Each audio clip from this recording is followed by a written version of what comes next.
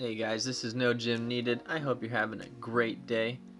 Get ready for the craziest what if I've ever done. When I was writing the script for this one, in my mind I was picturing it all and I'm like, this is just crazy. I thought it was too crazy. I didn't think I was going to be able to make them, but I think I made one of the best ones so far. As far as like the pictures and stuff. So yeah, so get ready for a pretty awesome what if. Also guys, I'm going to do 2 what ifs a week. So look forward to Wednesdays and Sundays. I think I can do that. So let's try, okay? Alright guys, let's get into this. Now 7 dragons stare at the 14 Z fighters. It appears like it will be a royal rumble. However, these dragons have some special tricks up their scales. Nova Zalama shoots a machine gun-like flurry of ultra-fast pinpointed ki blasts at the group of our heroes. In doing this, the other dragons could see how fast each of the fighters would react to help each dragon pick a good opponent. Haze Zalama quickly zips over to Krillin and gives him a big kick. Krillin goes flying and Tien shouts, "What's your purpose?" Haze says, "Pretty simple. Since I'm the strongest of all the dragons, I want to torture and kill the weakest of you lot, so that your strongest warriors might actually get angry and become a worthy fight for us." When Goku hears Haze say he's the strongest, he shouts, "Krillin, don't worry, I'm coming!" But then Vegeta, "Kakarot, watch your back!" "Huh?" Goku says before Nova Zalama gives him a massive overheated scorching punch. Goku sent flying, and Nova Shenron says he wants this one.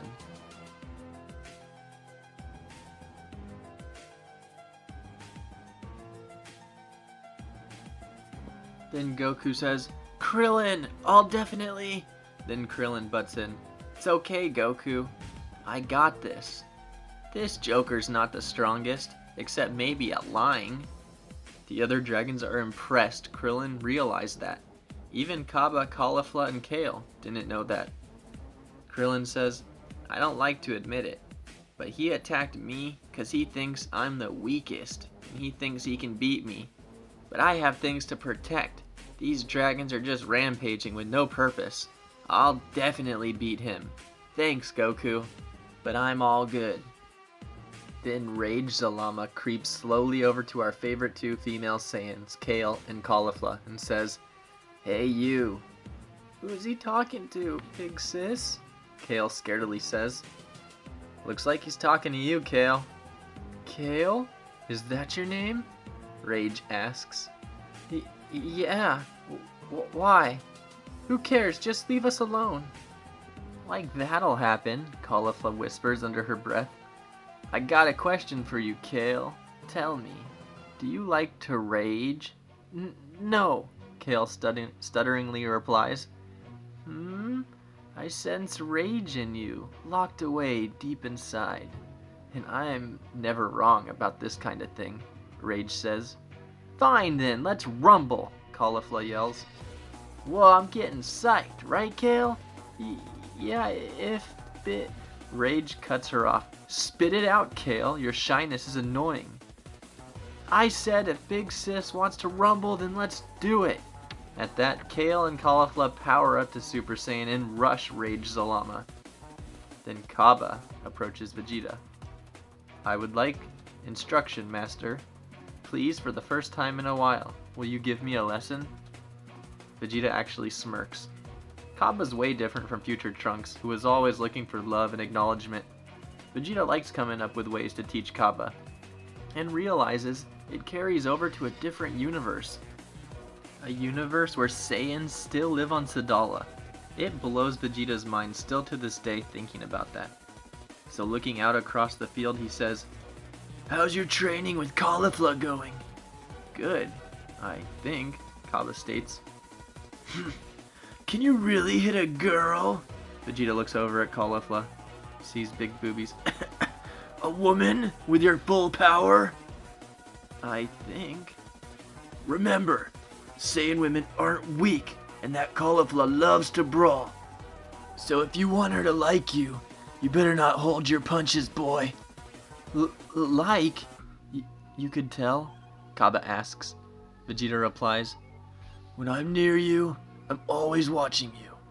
When the King of Sadala had you and her give me a sparring expedition match as Super Saiyan gods, it looked more like a dance than a fight.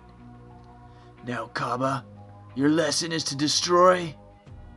Hey you! Blue Woman Dragon! What do you call yourself? Vegeta shouts. Me? I'm Oceanus Zalama. Right. Cabba, I want you to destroy Oceanus Zalama. I'll watch. Cabba looks up at it. Definitely looks like a girl. Oh, okay. Here I go. Cabba powers up and engages her in battle. Across the void, for a while now, Laungell has been staring down Ice Zalama, and Sin Zalama is piercingly asphyxiated on Cell. Tien, Chaozu, Trunks, and Goten are fighting Natron Zalama. When Gotenks and Trunks fuse, they start at Super Saiyan 3. This guy's a weasel. Let's finish this quick, then go help others. Then Piccolo and Gohan come in and are watching. Wait, Gotenks. Don't be hasty. We're not sure what this guy can do yet. We're fine, bro. Check us out. They fly in and start punching him like crazy, and he attempts to absorb them, but they realize and dodge. We figured you out. Our plan worked perfectly. You're like Majin Buu. You absorb living things to gain strength, right? Ah, no, I haven't absorbed anything yet. How'd you figure it out so quickly? Curses! 'Cause we're geniuses, Gotenks says. Now check this out. They fly over and pretend to punch him, and when he blocks his face, they fake and kick him in the stomach. Guess we can leave it to them after all, huh, Piccolo-san? Gohan says. Let's wait and watch a bit more. Their arrogance scares me. And that is a dark dragon from the Super Dragon Balls after all. You're right, Gohan says. They land their kick at Natron's gut. Direct hit, Gotenks shouts. Natron winces in pain and spits up some blood and fluid. Looks like we hit him so hard he puked. Let's finish this poser. Then Gotenks tells Tien and Chaozu to go back up Krillin. Then the dragon says, Wait, oh, it's no good, it's coming up. He throws up more, and out of the puddle rolls the Dragon Ball. He notices it and says, No, my 6-star ball, but I can't stop throwing up. Gotenks says, Sweet, looks like we're the first to get a Dragon Ball back. He reaches to get it. Wait, Gotenks, Piccolo shouts. Finish him first, don't touch that. You're such a worrywart, Piccolo. This guy's weak and we already know his power, and he's in no condition to absorb anyone. Wait, you stupid brat. We may know his power, but not the extent of it. Finish him now. Gotenks grabs the ball. Ah ha ha ha ha! Natron gets up, dusts off, and wipes his mouth. Now the fun starts, and Gotenks is sucked into the ball, and the ball flies right back into Natron's mouth. He swallows it. The way this guy's power works is, if he absorbs a living thing, he amplifies its power dramatically. For example, in the anime, he absorbed a mole, and his power level went from about 1,000 to 750 billion. And then he absorbed Pan and got rid of the mole, and he went to 160 trillion or something like that. Saw it in a couple of videos, and that's the best I could get. But anyways, so he substantially increases the power level of anything that he merges with. And with Gotenks Super Saiyan 3, his power would be tremendous. So Gohan and Piccolo step up to fight Natron Zalama. A Gotenks Super Saiyan 3 absorbed Natron Zalama. Now we come back to Kale, Caulifla, and Rage Zalama. He's keeping his distance and giving them little shocks with his slime. He notices Kale gets visibly upset whenever Caulifla screams from getting shocked. Now at this part I had to make a decision as the narrator of the story to speed this fight up, because imagining two Saiyan chicks getting electrocuted with a slime has some rising tension to it. Or maybe I should actually slow the fight down? Anyways. So he sends out a special bit of slime and shocks Kale right on her temple, and she temporarily whites out. She loses her vision and hearing. She just thinks, Big sister! Then she starts to regain her senses. First hearing. What's that sound? Kale thinks. Then it becomes clear. Kale's heart skips a beat. Then her vision returns, and all she sees is Caulifla, wrapped in slime, getting a massive shock. Rage sees her expression. Exactly the face I was hoping for. Kale screams, and everything seems to shake. Kale goes Super Saiyan berserk, and it's even scarier than the Tournament of Power, for 2 reasons. 1, she's stronger now. This is post-Tournament of Power in this timeline. And 2, she saw Caulifla in a way worse situation than when Goku made her mad in the Tournament of Power. She rushes Rage Zalama, and he keeps avoiding her, but she catches up and blasts him a lot, completely smashing him and wrecking him. She actually got me. The great Rage Zalama on the ropes? Not for long. Now across the way, Cabba sees the 2 girls in danger. Kale, Caulifla, he yells. Vegeta interjects. I suggest you focus on your own fight. Cabba gets hit with a water beam. Water? Yes, I'm a water dragon.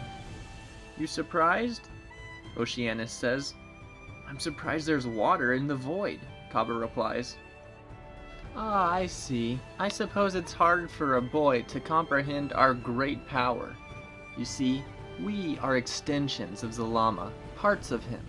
He can create anything. And we also can create what we need to fight our best. Don't you get it, boy? Well, why don't you just watch? Master, I feel a tremendous power welling in her, Cabba says. Then she manifests a 100-foot wave. Cabba plans to fly and dodge it, but there's a shallow, extremely strong riptide at his feet. I can't get out of it. I can't keep my balance. Cabba falls to the ground and is pulled toward the wave. I told you I'm great. This is ki-infused water. I can't let you dodge so easily. Cabba is caught in the wave and is slammed down into the ground, breaking the ground, even though it's made from the hardest matter in the multiverse. Kachi Katachinko. Cabba is shown KO'd, and the water stays all around her for her to use freely. Powers of creation, huh? Vegeta smirks. Still just water and ki. Let me show you how to use your ki even better.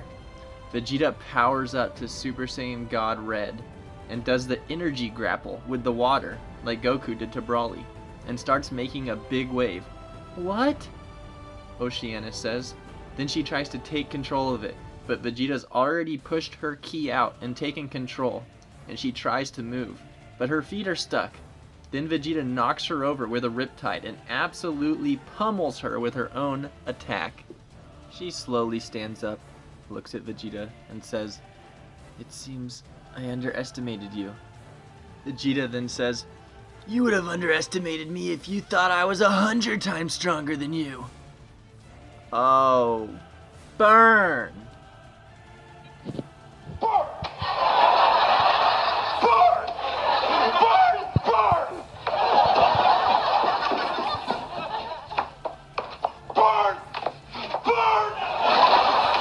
Piccolo then states, Gohan, I think fighting these dragons in close proximity might be dangerous. Why, Piccolo-san?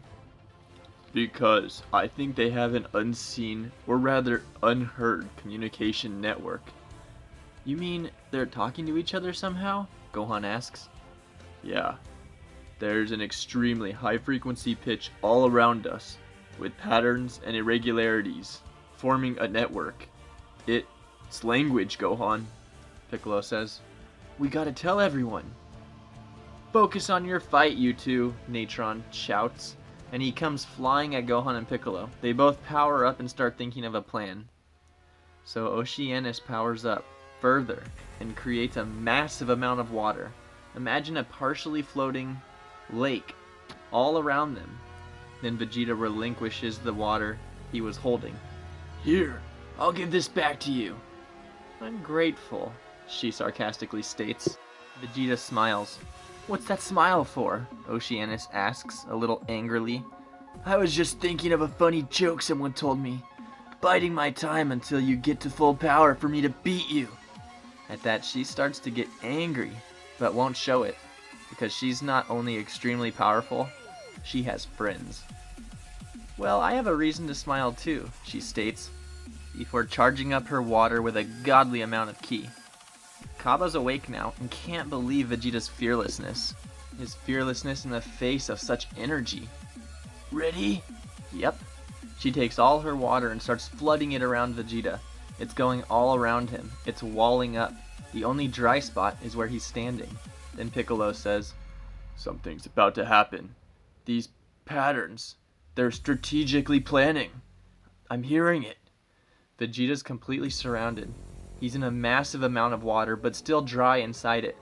Oceanus compresses 1,000 water cannons at the edge of her great sphere and prepares to fire.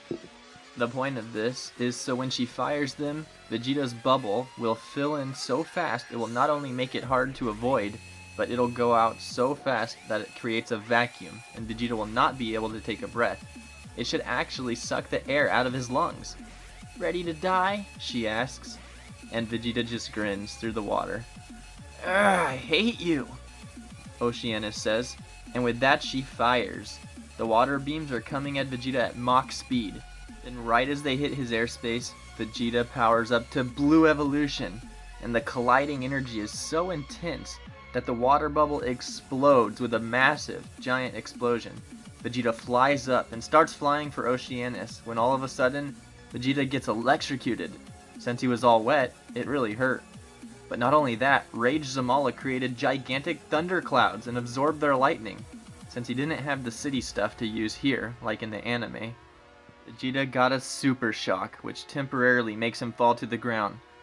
She covered him in water, then Ice Zalama freezes it. Vegeta's legitly stuck and needs help. The dragons have started working together. So guys, will Vegeta get out of the ice? Or is this the end for him? The dragons have been planning this all along. They're ready to work together, and they've initiated their plan, whereas our fighters, they barely just caught on to the fact that they are working together, and they have no plans, for like a more organized thing. And since these are all parts of Zalama, they know how to work together because they used to be the same person, and they still are kind of the same person, so wow. This is pretty intense, and the battle is only gonna get more intense, guys. It's not gonna be easy. But what about Cell and Laungell and Goku? We haven't really heard from them this whole time. Well, we're definitely gonna hear from them in the next part. So look forward to it, guys. And thank you so much for watching. Okay, so from here on out, I am going to pick a winner for the giveaway. So look for your name, and let's do this. Okay guys, so I had a couple rules here. My first rule was you just had to comment on my vlog and you would be entered to get the golden Frieza. I only got 2 comments on there, so it made it really easy to pick. Other than that, on my Champa video, you had to comment either that you really liked my what if, or you had to tell me how much you liked my what if, or you had to actually just tell me you wanted to be in the raffle. So I went through the comments and found which of you guys were saying how much you liked my what if, and I looked for the comments that said you wanted to be in the raffle. So I put them all on this random roulette wheel. I screenshotted the comments that qualified for that, and if you know, some people word things weird or they use strange English or bad grammar, and so I might have missed that you guys were actually trying to say it, but I mean, if you really wanted to be in it, you could have just said, hey, I want that stuff. So if I did miss you, I'm sorry, but I got a few people on here. I got like 6 or 7 people, and I just spun this crazy roulette wheel thing, and if it landed on your screenshot in your comment, I picked you. So yeah, you can see that I did it all here. It's gonna go through a few of these, and yeah, this is the last one. Okay, so the grand prize goes to this guy, but I'm not even sure if he really wanted this thing. Count me in. I don't know what that means. I assume in the raffle. Okay, so he won. This guy gets runner-up. I'm gonna split the prize in 2. Brian Awesome, thanks for participating. I'm gonna have to get your information. And then for the Golden Frieza, it landed on DBZ Goku Official. So look for a message from me or comment in this video. And if the first guy really didn't want it and I messed up, then this guy's getting it. Ethan Pryor. Cool. Thanks, guys. Peace.